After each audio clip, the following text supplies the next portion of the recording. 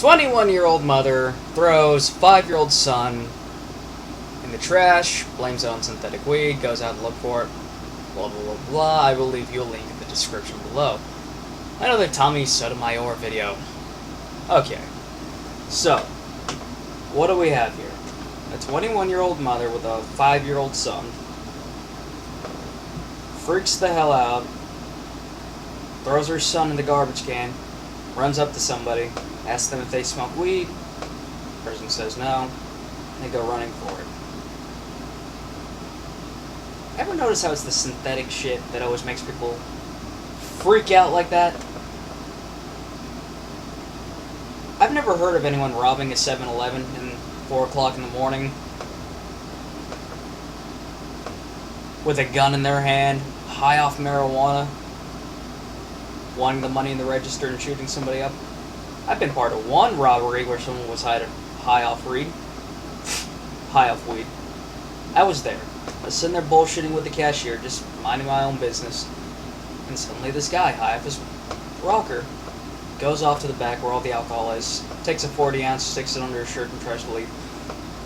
Cashier, you gonna pay for that? Pothead looks at him and is like, yep, okay. Hands us a 50.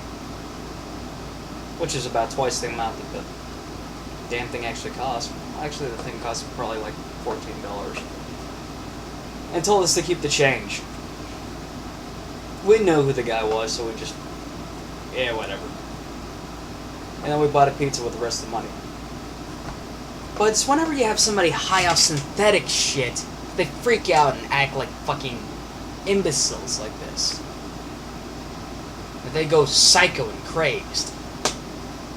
Okay, anybody remember the Miami zombie, Mr. Bath Salts? Yes, synthetics.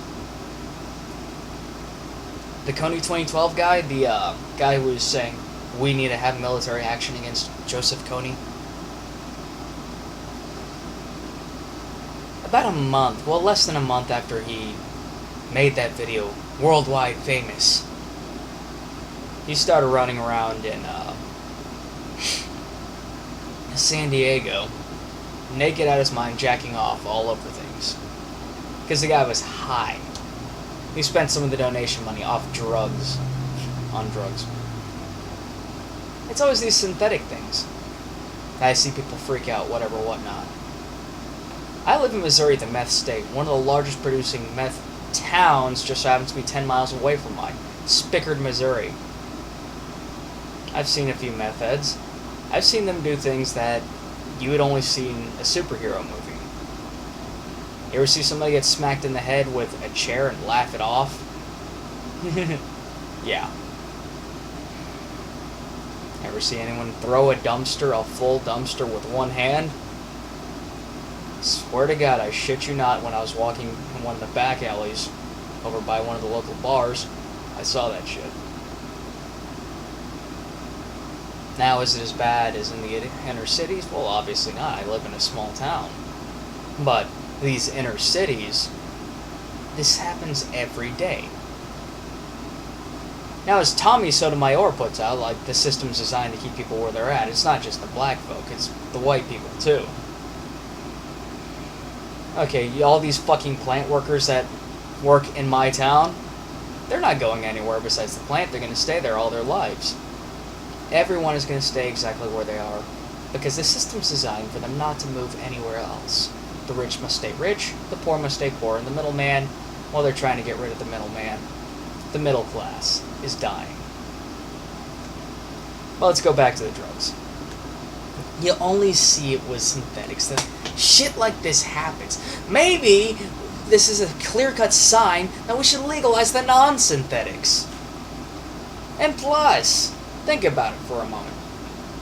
If you're worried about these people getting high and hurting themselves or other people, well, if you legalize it, they don't have the price will go down, and there'll be more than enough supply for them to go get high, and then they will burn out and die and not be a burden to my taxpayers' dollar. Cruel, yes. It's not just a black thing, it's a white thing too. I've met plenty of white fucking drug addicts Hell, I've met more white drug addicts than I've met black drug addicts. I went to Job Corps. And there's tons of drugs to be sold there. I still met more white ones than I have black ones. I'm only mentioning the whole race thing because, well, almost all the Tommy Sotomayor videos that I do a response to, well, he talks mostly about the black vote.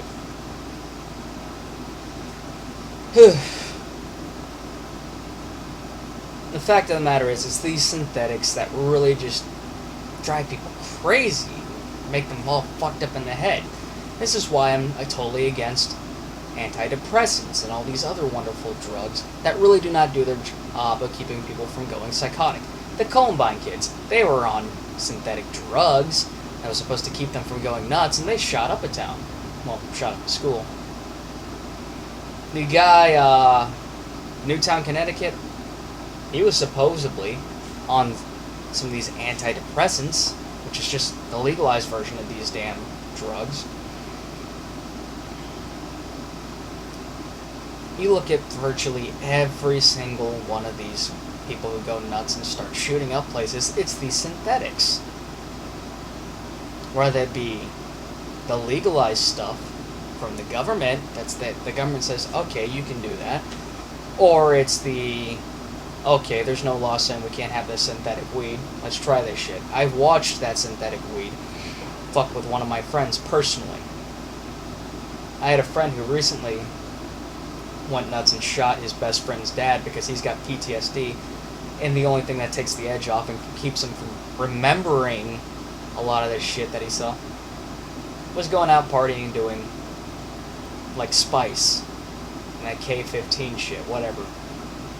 The fake weeds.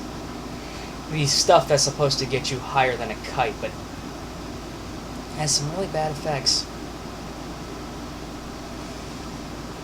Which is why, once again, I say, legalize everything.